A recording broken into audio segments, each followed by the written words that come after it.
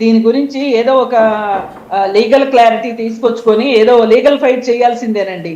లేకపోతే వీడు ఆగడు. ఎందుకంటే ఇప్పుడు వీడు నన్ను ఏం చేస్తారు అనే ధీమా ఉందండి వాడి మొహంలో, అసలు వాడి మాటలోను. అవునండి.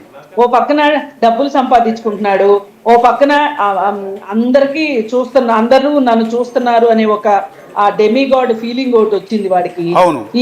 ఈ వెరసి ఏంటి అంటే నాకు ఎదురు లేదు అనుకుంటున్నాడు. ఒక్కసారి అతను నాకు ఎదురు లేదు అన్నదానికి సరైన పాఠం దొరికింది అనుకోండి, జీవితంలో మళ్ళీ కోలుకొని దెబ్బ అయితే కొట్టాలి.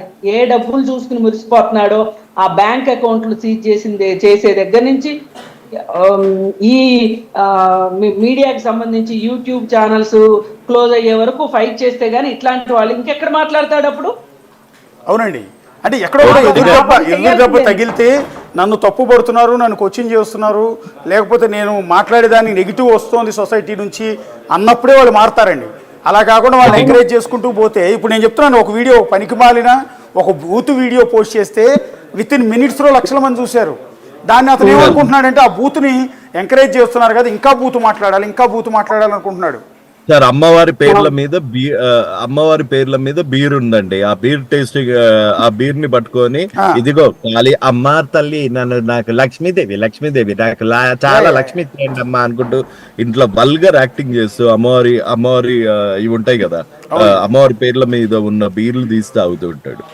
మీకు సొసైటీ మహిళా లోకం మొత్తం తిరగబడాల్సిన అంశం అండి ఇది. ఎందుకంటే ఇంతకుముందు ఒక వీడియోలో చెప్తున్నాడు, కొత్తగా పెట్టిన వీడియోలో చెప్తున్నాడు అతనంట ఆ హోటల్ పేరు కూడా ఎంత దారుణంగా ఉందండి, అది చెప్పలేము అసలు భాషలో.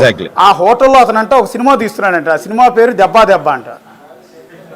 వాడు ఏం చేయాలండి నాకు అర్థం కాదు. దెబ్బ అనే ఒక సినిమా తీస్తున్నానని సిగ్గు లేకుండా చెప్తున్నాడండి. ఎంటైర్ లోకం, భారతీయ మహిళలంతా కూడా ఎంత నవ్వుతారు అంటే, ఎంత అసహించుకుంటారంటే. అదే అండి, ఇట్లా దీన్ని కూడా కామెడీ అనుకునే మానసిక ఉన్మాదులు, ఇది చేసేవాడు ఎంత తప్పో దీనికి నవ్వొచ్చే మానసిక ఉన్మాదులు కూడా చాలా మంది ఎక్కువైపోయారు ప్రపంచంలో. అసలు ఇతనికి మానసిక సమస్య ఉందా అని డౌట్ అండి. ఎందుకంటే డబ్బులు చూసేటప్పటికి అమాంతం ఒక్కసారిగా ఈ 2-3 ఏళ్లలో లేచాడు కదా, అమాంతం ఈ కరోనా తర్వాత నుంచి లేచినట్టున్నాడు. కాస్త వీడియోలు వైరల్ అయ్యి, అంతకుముందు ఎవరోజు కూడా తెలియదు ఇతను. సార్ జోక్ ఏది సెన్సిబిలిటీ ఏది అన్న డిఫరెన్స్ అసలు ఇట్లాంటి ఎడ్యుకేషన్ సిస్టమ్ కూడా మనకు లేదండి. ఒకసారి కృష్ణ కుమార్ గారు పెళ్లి అయిందండి,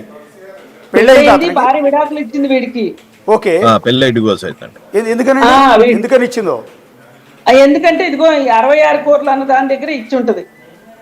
అంటే ఇలాంటి వాడికి, ఇలాంటి మానసిక ఉన్మాదులకి ఇంట్లో భార్య, ఇంట్లో ఒక 2-3 ఆడపిల్లలు ఉంటే అప్పుడు తెలిసి వస్తుందండి. ఆడపిల్లలు ఫోన్ చేసి ఎవరే దరిద్రుడా నీ కడుపుని చెడబుట్టావరో మేము అని చెప్తూ ఉంటే, నువ్వు వాడే భాష ఏంటిరా, నువ్వు ఆడవాళ్ళ గురించి, మేము కూడా ఆడపిల్లలమే కదరా, నువ్వు కన్నా ఆడపిల్లలమే కదరా అని చెప్పి వాళ్ళు అంటే అప్పుడు సిగ్గు వస్తుందండి. యాక్చువల్లీ లేదండి, వాడికి రాదండి. వాడు ఒక పర్వర్టెడ్ ఫెలో అంతే. అలా అని వాడిని సహించాల్సిన అవసరం లేదు, పర్వర్టెడ్ ఫెలో అని. ఎవ్రీ డే 10 మెట్లు లాగా దిగిపోతూనే ఉన్నాడండి. అతని ఉద్దేశం సదుద్దేశం అవునో కాదో తెలియదు, లేకపోతే అది మానిటరీ గెయిన్స్ లేకపోతే వ్యూస్ వల్ల లక్షలు సంపాదిద్దామని చూస్తున్నాడు.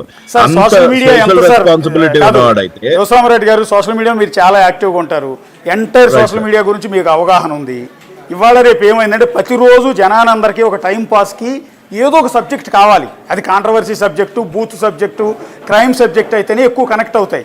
సో అలాంటి వాళ్ళు కూడా చూస్తూ ఉంటారు. అది చూసి వీళ్ళు నిజం అనుకుంటారు, వీళ్ళందరూ నాకు నిజమైన ఫాలోవర్స్ అని. అదేమి ఉండదండి. ఇప్పుడు హర్ష సాయి అనే వ్యక్తి దేశంలోనే అత్యధిక యూట్యూబ్ ఆదాయం సంపాదించిన వ్యక్తి ఒకప్పుడు. అత్యధిక వ్యూయర్షిప్ ఉన్న, అత్యధిక ఫాలోవర్స్ ఉన్న, సబ్స్క్రైబర్స్ ఉన్న వ్యక్తి హర్ష సాయి. ఇప్పుడు అలాంటి వాడు ఏమయ్యాడు? ఇప్పుడు ఒక వీడియో చేసే పరిస్థితి ఉందా? లేదండి. అతని మీద రేప్ కేసు ఫైల్ అయింది, అయిపోయింది, మొత్తం కొలాప్స్ అయిపోయింది సామ్రాజ్యం అంతా. మొన్నటి వరకు హర్ష సాయి అంటే పడి చచ్చిపోయేవాడు జనం అంతా. ఎందుకంటే అతను సమాజ సేవ చేసేవాడు, చాలామంది పేదవాళ్ళకి డబ్బులు సాయం చేసేవాడు. అప్పుడు అంతవరకు బాగానే ఉన్నాడు.